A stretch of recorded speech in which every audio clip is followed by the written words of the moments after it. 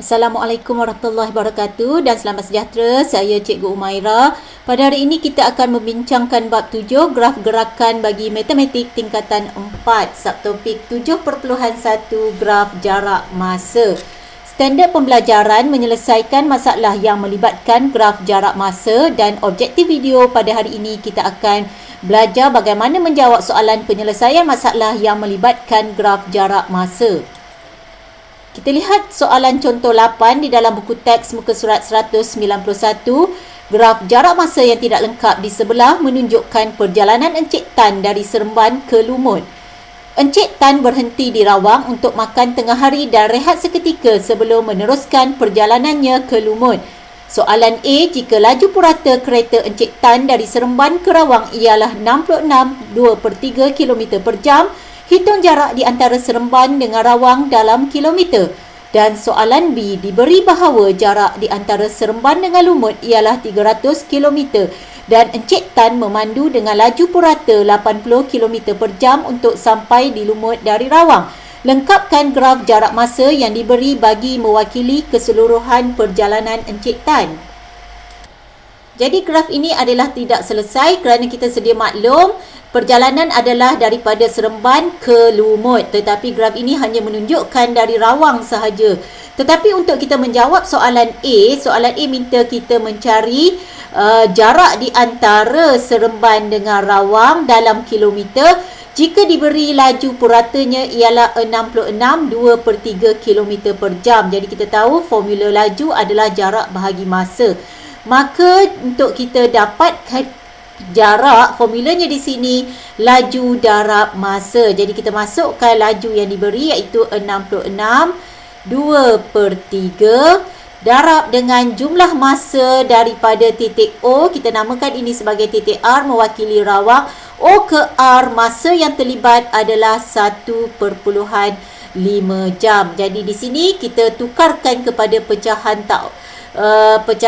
tak wajar iaitu 33 darab 6 tambah 2. Jadi di sini kita dapat 200/3. Jadi kita tukarkan kepada pecahan tak wajar. Macam mana nak tukar? 3 darab 66 tambah 2. Jadi darab 1.5. Di sini kita boleh menggunakan kalkulator. Okey, 200/3 darab 1/5 adalah 100. Jadi kita dapat jawapannya R adalah 100 km yang mewakili jarak di antara Seremban dengan Rawang. Jadi di sini adalah 100. Jadi kita selesai menjawab soalan A. Jadi kita lihat pula soalan B, diberi bahawa jarak di antara Seremban dengan Lumut ialah 300 km. Jadi di sini adalah Seremban ke Lumut, bermaksud kita ada satu tempat lagi saya namakan titik L. Jaraknya adalah 300 km.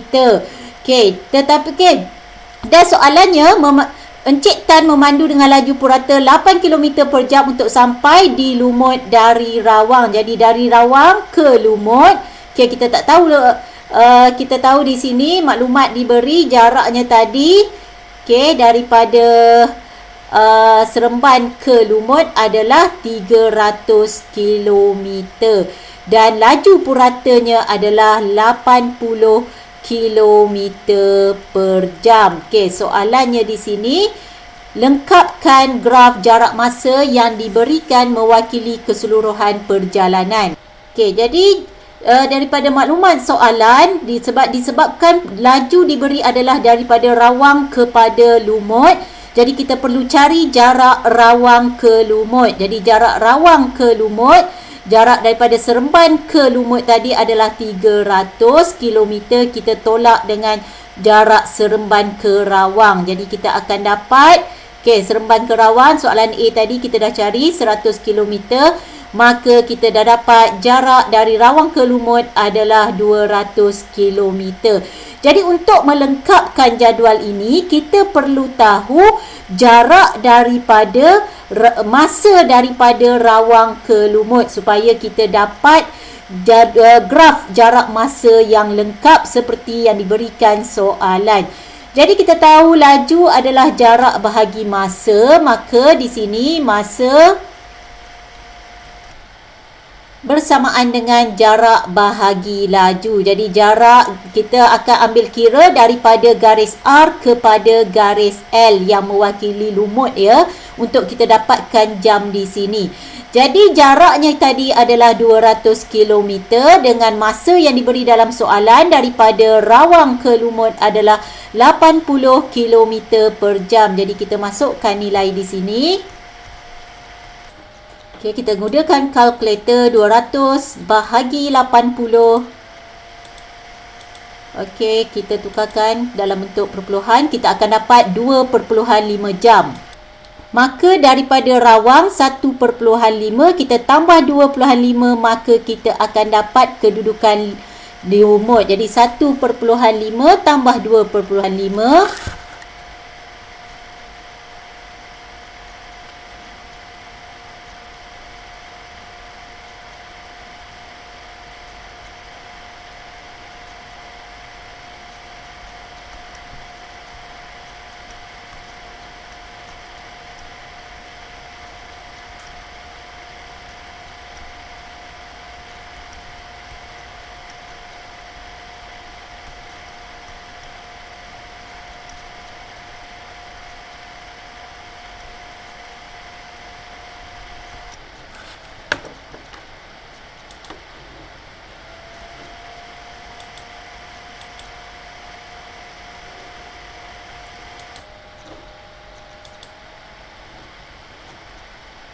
Seterusnya kita lihat contoh 9 di dalam buku teks muka surat 192.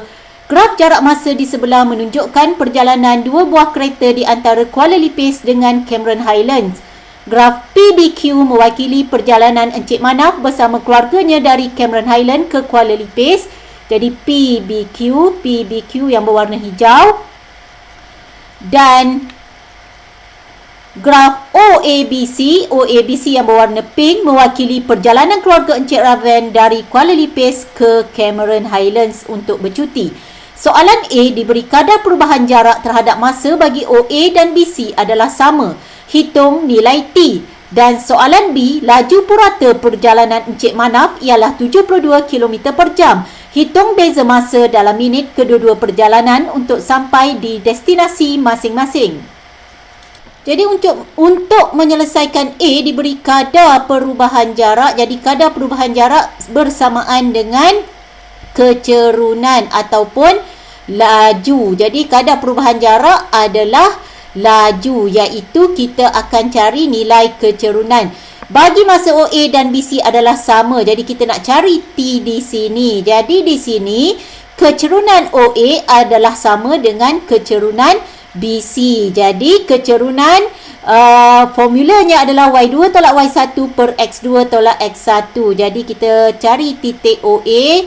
Koordinat yang pertama 00 pada O, dan pada A kita ada koordinat 52, 65. Dan koordinat B untuk kita mencari kecerunan BC, K 77, X-nya 77, Y-nya 65. Dan koordinat C, K yang kita ingin cari iaitu T, X-nya, Y-nya adalah 135. Jadi T 135. Jadi kita akan masukkan mengikut formula iaitu untuk mendapatkan kecerunan OA iaitu 65 Y2 tolak Y1 nya adalah 0 bahagi X2 nya adalah 52, X1 nya adalah 0. Jadi kita tolak kecerunan BC. Okay, Y2 nya adalah 135 tolak Y1 nya adalah 65 bahagi X2 nya adalah T yang kita ingin cari, tolak X1 nya adalah 77. Jadi kita ringkaskan di sebelah kanan jadi 65 per 52, 135 tolak 65, kita dapat 70 dan kita kekalkan T tolak 77. Jadi untuk kita dapatkan T, kita akan lakukan darab silang seperti yang cikgu tunjukkan ni. Jadi di sini darab silang 65 darab T tolak 77 sama dengan 52 darab 70. Jadi kita dapatkan T 65 adalah darab dengan T tolak 77. Kita pindahkan kanan, ianya akan jadi bahagi. Jadi kita akan dapat T sama dengan tolak 77 sama dengan 70 darab 52 bahagi 65. Maka T bersamaan, jadi 70 darab 52 bahagi 65 adalah 56. Jadi T, untuk dapatkan T, pindahkan negatif 77, kita dapat tambah 77. Jadi T sama dengan 56 tambah 77, maka T adalah 133. Jadi kita dah berjaya menjawab soalan A untuk dapatkan T. Jadi untuk menjawab soalan B, diberi laju purata Encik Manaf ialah 72 km per jam. Jadi garis berwarna hijau PBQ, laju puratanya adalah 72 km per jam. Jadi di sini hitung beza masa dalam minit kedua-dua perjalanan untuk sampai ke destinasi masing-masing. Jadi untuk Encik Raven tadi, kita tahu masa ianya sampai adalah pada masa T, iaitu 133. Kita dah cari soalan jawapan soalan A sebentar tadi. Jadi untuk Encik Manaf tiba pada masa titik Q. Jadi pada masa titik Q. Jadi kita perlu cari berapakah masa titik Q di sini. Jadi masa adalah jarak bahagi laju. Jadi masa adalah jarak bahagi laju. Kita lihat jaraknya di sini adalah 135 km.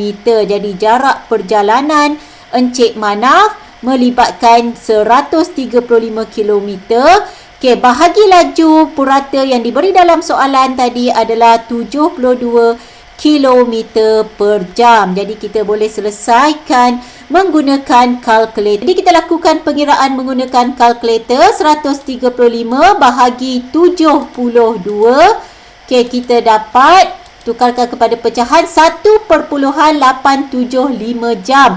Tapi kita lihat soalan minta beza masa dalam minit. Jadi kita tukarkan terus kepada minit darab 60. Jadi kita dapat minitnya adalah 112.5 minit. Jadi kita dapat masa ketibaan Encik Manaf iaitu 112.5 minit. Jadi kita boleh dapat beza masa kedua-duanya adalah 133 untuk Encik Raven. Okey, ditolak dengan masa Encik Manaf 112.5. Maka beza masanya dalam minit adalah 20.5 minit. Jadi kita telah selesai menjawab soalan contoh 9A dan contoh 9A dan B. Sekian saja untuk video kali ini. Diharapkan apa yang disampaikan mampu memberi manfaat kepada semua yang menonton. Jadi seterusnya dapatkan video berkenaan dengan graf laju masa. Sekian, terima kasih.